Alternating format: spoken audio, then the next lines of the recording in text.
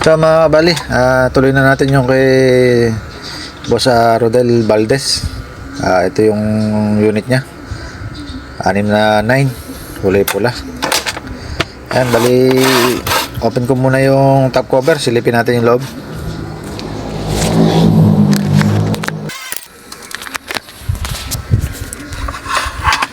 Ito yung mga kabali yung loob niya. Hindi na rin natin susubukan, nakalobo na yung isang capacitor natin, baka masiraan pa tayo. Pero tingnan rin natin kung buo pa yung blower o ma-under pa. Ayan, ma-under pa naman. Hali, tanggalin ko muna sa housing nya para ma-trouble natin ng maayos kung may problema.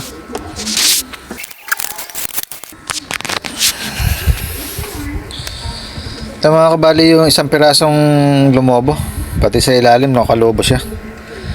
Yan, hindi katulad nitong dalawang buo, nakalubog pa siya. Kaya ito nakalobo na talaga. Tingnan natin. Ayan o, nakalobo rin sa ibabaw to, bagya. Subukan natin sa spark testing natin kung kakarga pa siya. Ito yung nakalobo.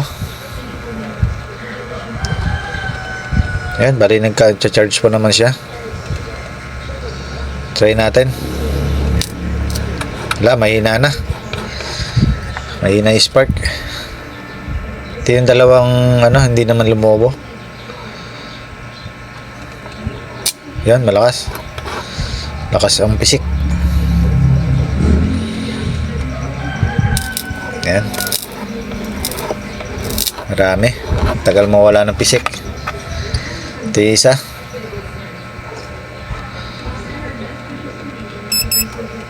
Charge naman. Hali, isa lang may problema natin. Yan. Malamang yung sasabog na rin yun. Yan, matagal ng pisik. Okay na. Halibuo yung dalawa. Hali, ito ipapalit ko nga.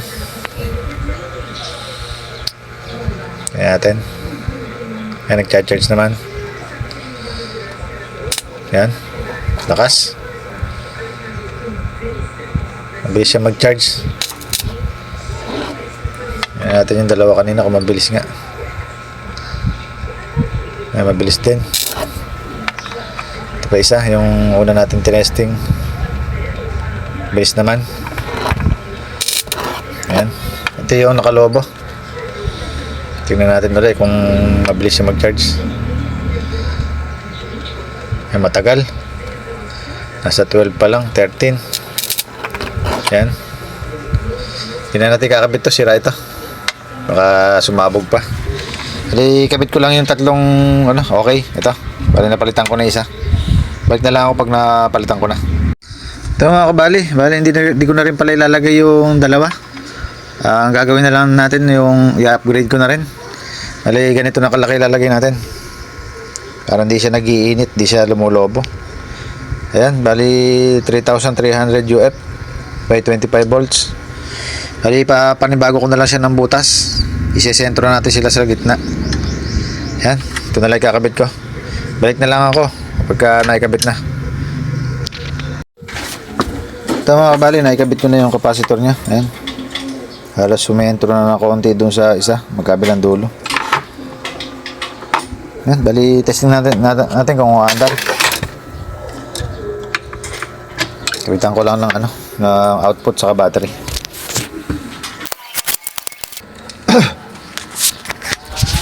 Ito mga kabali, naikabit ko na. Test valve lang muna tayo. Tingnan natin kung tutunog. Ayaw. Walang tunog. Pero may ilaw. Try natin tanggalin yung yung output. Ayan, nawala naman. Ayan, may spark. Sabihin may problema to sa output. Dasang tunog. Try nga natin volume, baka sa volume lang. Ayaw talaga. Wala talaga siyang tunog. Pero nakailaw. Tanggalin natin output. Yan, nawawala naman. Ibig sabihin sa output tayo may problema. Naiipon lang yung yung voltage natin sa filter capacitor ay lumabas. Yan, bali try ko muna dito sa SCR kung may problema rito. Tanggalin ko lang.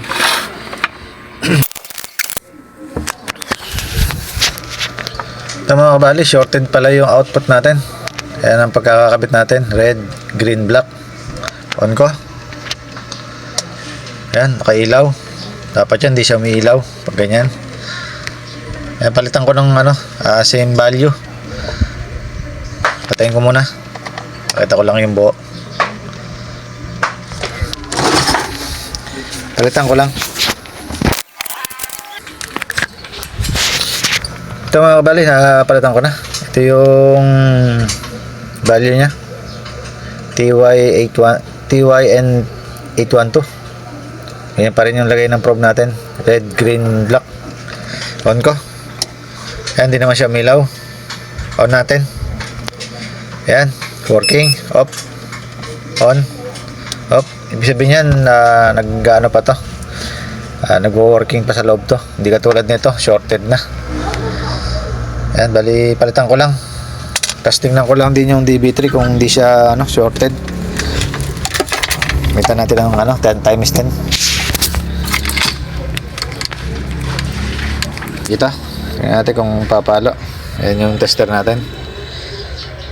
Tumapalo din siya. Ayan. Makita. Yes nga natin. Ayan. Ayan natin. Lagay ko lang sa DB3. Ayan, pumapalo. DB3. Ayan. Shorted din. Ito yung DB3 nya.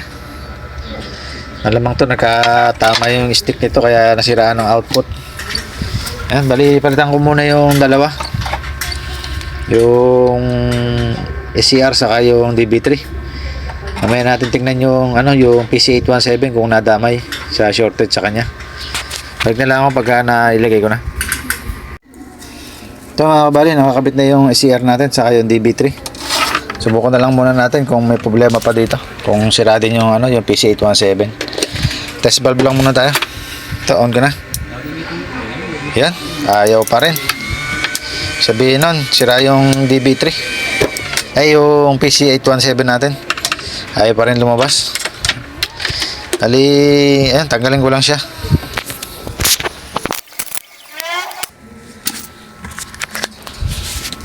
Ito mga kabali, pakita ko lang kung paano siya shorted. Ayan, talagang walang lalabas na output. Natin sa tester na lang tayo focus. Times 10 lang ulit tayo. Bali dito sa supply natin na positive negative dito. Yan, yung may dot. Diyan okay tayo sa mayroong positive supply natin, negative. Isang side lang dapat ang pumapalo diyan, pumapalo. Ayan, pumapalo. Dapat pagka pinagbaliktad ko yan, hindi siya papalo. Yan, good dyan. Pero dito sa kabila, dito siya shorted. Ayun, luminaw. Bali, yan. Yan, pumalo. Kailangan pag binaligtad, hindi siya papalo. Yan, pumapalo rin. Sabihin, shorted talaga to. Try natin sa buzzer. Pero sa buzzer, hindi siya para nagkaroon lang siya ng leak. Yan. Yan. Under yung natin, pumapalo. Tingnan natin sa resistance. Tingnan natin kung may resistance siya ng mataas o mababa. Ayan, meron siyang resistance na 2K, 2.4. Wala pala. Ayan, nakakabit. Ayan, 2.4. Ayan, bali babaliktarin ko yung probe natin. Ganun din, baliktaran, 2.4. Kaya hindi siya nagbabaser, hindi siya 0.0. Sa reading natin sa resistance. Bali 2.4 lang. Ayan, bali obligadong palitan to. Palitan ko lang. Balik na lang ako pag napalitan na. Ito mga kabali, napalitan na natin ng bago. Ayan. Ito yung shorted. Testing na lang ulit tayo. Test valve lang ulit. Tingnan natin kung tutunog na at magkakaroon ng ilaw. Yan, may tunog na. Mahina lang. Safe na yan. Pwede na natin direct to. 1K lang tayo. Tingnan natin kung may ilaw. Yan, may ilaw na. Tingnan natin kung gaano siya kalakas. Yan lang. Sa tuto ko na sa. Tanggalin ko lang yung blower. Maingay. Yan. Linawin ko lang. Yan, malinaw na. Taon ko na. 54 ampere. Stable sa ano?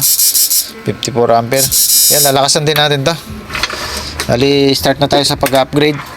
Ito na yung upgrade natin, yung dalawang 2 na to. Papalitan natin ng dalawang 3 yan. Ito. Dalawang 3 UF. Yan. Napakahirap palinawin to. Yan, 3 UF. Dalawa. Yan, palitan ko lang to.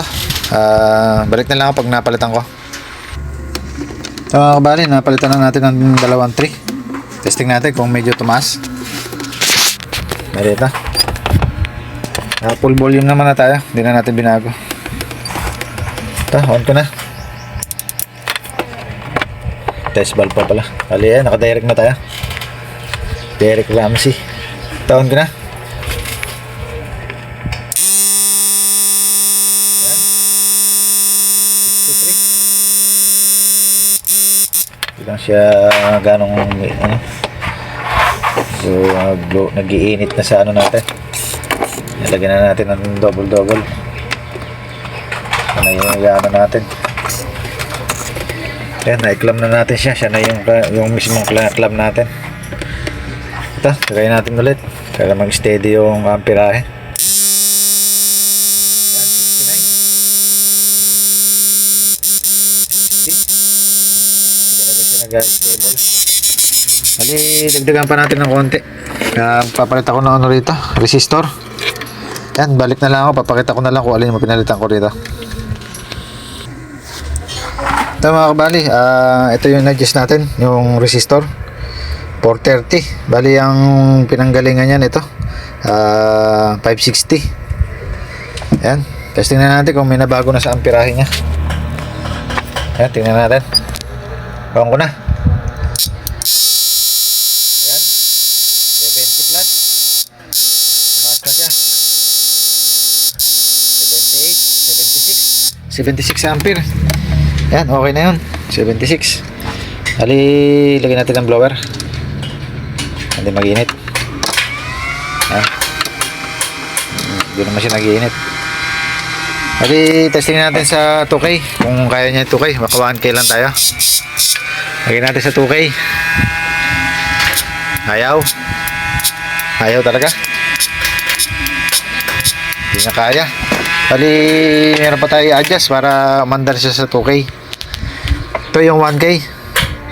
Palitan natin ng ano yan, ng 4.7K. Yan, balik na lang ako pag napalitan ko yan. Tapos testing tayo kung kaya na. Yan mga kabali, napalitan na natin 4.7K. Hirap lang palinawin yung cellphone ko. Yan, 4.7K. 1K yung pinalitan natin. Yan, testing natin kung kaya na yung 2K. Ayan, bali naka 2K na tayo. Naka-switch na yung dalawa natin. 1K, 1K. Taon ko na. Andar na kagad siya. 2K. Lagyan natin sa 3K. Andar na rin. Sa 4K. Ayan, kaya naman. Andar na siya sa 4K. Jadi, lagyan na rin natin ng pampalakas ng tunog. Ito, lagyan ko lang. Meron na tayo naka-prepare dito.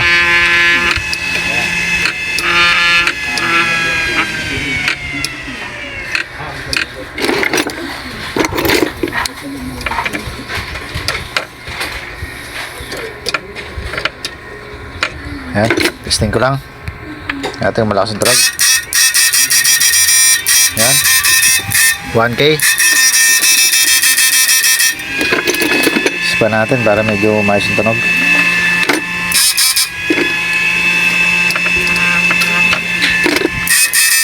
Yan, okay na yan.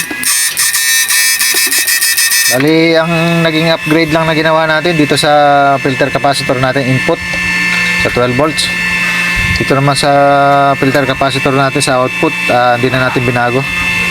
Nagbago tayo dito sa ating sa 2UF, ginawa natin 3. Dalawa.